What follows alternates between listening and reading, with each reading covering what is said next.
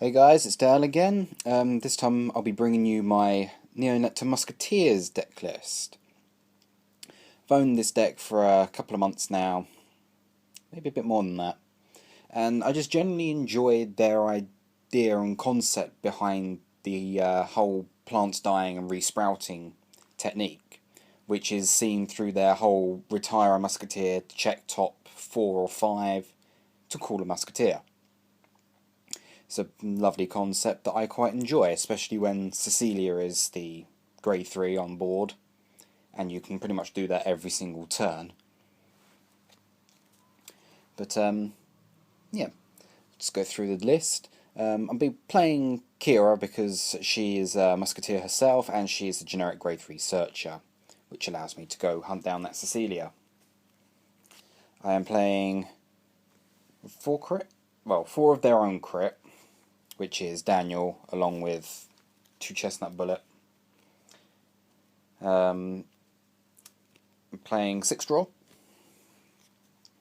With all the superior calling, you don't really lose any hand advantage in any way. So playing 6 draw means you have a good amount of hand advantage going throughout the whole game, and if anything goes wrong, you can make a recovery a lot easier. And also it gives you more stuff to guard with. You can draw into the perfect guards easier, which luckily Musketeers are getting their own perfect guard in Antonio, which means we'll be able to recycle him. And then finally for the triggers, 4 heals. Again, my fairly standard lineup on that. Onto the grade 1s. I play 4 Rebecca. She is essentially the grade 1 version of Cecilia. Well, for Cecilia's first ability, which would be to retire a musketeer and then call one from the deck. Well, top 4 of the deck anyway. For Ruth, she is the subclan's 10k attacker. Good unit to put on board during the first couple of turns, applies a good amount of pressure. Alternatively, again, a grade 1 could be used as a boosting unit. I play 4 Maiden of Blossom Rain. Mainly where this deck pretty much sits behind a 10k Vanguard throughout most of the game. You really do need to keep it protected, so having 4 perfect guards means that it's easier to keep attacks off, and of course with Antonio arriving, this can be done a lot easier. And then 4 Corolla Dragon. I play 4 because it's not a musketeer, so I have to draw into it at some point because I can't superior call it. However, though, if I do decide to play Master Wisteria in the build, when we finally get him in set 14, along with everything else, I may cut down the Corollas because I can call 2 out from deck anyway when I break ride. However, though, I would prefer for Bushiroad to finally give us the Merca, which is a 9k booster if the deck has been shuffled that turn. And this deck can pretty much shuffle whenever it wants. But until then, an 8k vanilla is good enough. Onto the grade 2s, I play 4 Kyvant. Or Kyvant, however you want to say his name. He's the grade 2 version of Rebecca and Cecilia. Retires 1, well, always counterblast as well. Retires a musketeer to call a musketeer from top 4. Then I play 4 Augusto. 12k attacker when there's a musketeer on the Vanguard. It's pretty lovely, especially because the deck with Corolla Dragon can put out 20k rearguard columns. If we get their specific booster, then it's 21k. And lastly, I play 2 Almira. However, she'll be taken out for when we get Albert, and one of the Corollas will be dropped for an Albert as well, which is the Nectar damage on Flipper. This will make it possible to keep on going with the counterblast effects without needing to hit heal triggers. That and damage on flippers are good anyway. I mean, in Aaron's The Blood build, he plays 4 Garuda, 3 Dread Scythe, which, as weird as I thought it was to begin with, was actually pretty amazing. So now I'm actually playing that in my Kagero build.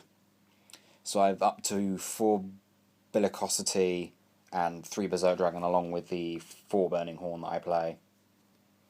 On to the grade 3s. 4 Merca. Merca? What? Cecilia, sorry. I have no idea. Cecilia is the main force behind the Musketeers. Her limit break effect is you can counterblast 1 and choose 5 normal units with Musketeer in their name from the drop zone, put them back into the deck, and search for up to 2 of herself and call them into separate rear guard slots. And of course, she has the whole Kyvan and Rebecca thing of being able to retire a Musketeer and check in the top 5 this time. And of course, this effect has pretty much no cost apart from that retire.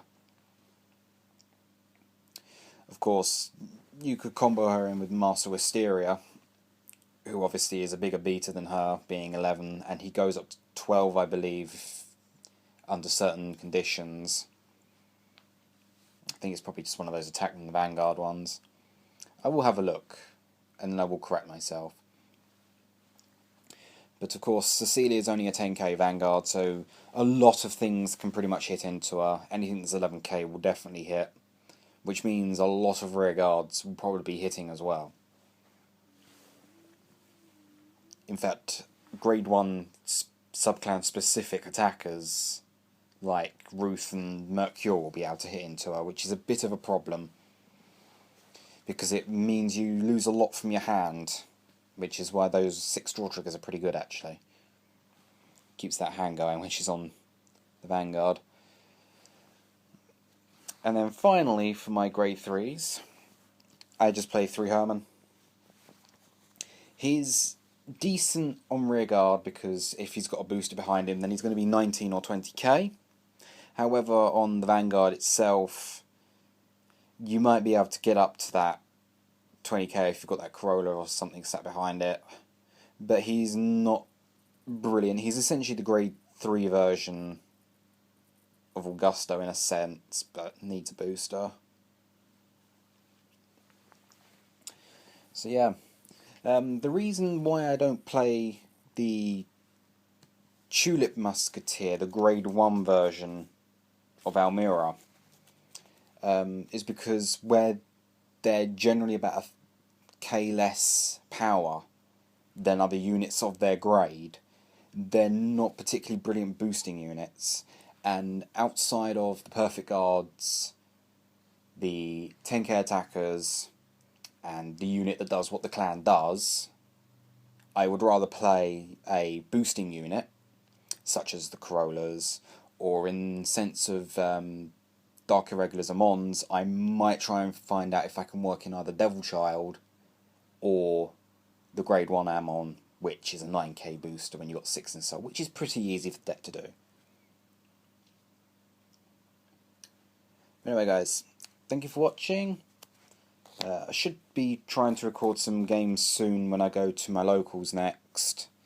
Just have to really remember to actually do that, but there's not a big Vanguard scene there anyway. There's probably about 6 players at most, but at some point me, Max and Aaron will try and get some live games recorded for you all. So yeah, hope you guys enjoy.